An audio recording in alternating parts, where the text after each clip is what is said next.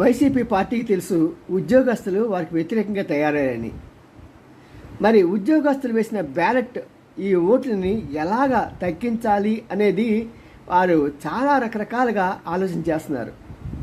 రకరకాల పథకాలు వేస్తూ ఉంటారు. న్యాచురల్ ఏ పార్టీ అయినా అలా చేస్తుంది. కారణం ఏంటంటే మరి ఉద్యోగులకు ఇవ్వాల్సిన తాయిలాలు ఏవి ఇవ్వకపోవటం మూలంగా వారితో వైరుధ్యం విభేదాలు తలెత్తాయి. వాటిని చివరి నిమిషంలో సాధారణంగా ప్రతి గవర్నమెంట్ కూడా వాళ్ళని ప్యాసిఫై చేస్తూ ఉంటారు. మరి ఈ ప్రభుత్వం చేసుకోలేకపోయింది. మరి అదేమో ప్రభావం చూపిస్తుందో ఏమో తెలియదు. కానీ ఈ విధంగా సుమారు ఇదివరకు అయితే 2 లక్షల మంది పోస్టల్ బ్యాలెట్లు పోల్ అయ్యేవి. ఇప్పుడు 5 లక్షల పోస్టల్ బ్యాలెట్లు పోల్ అయ్యాయి.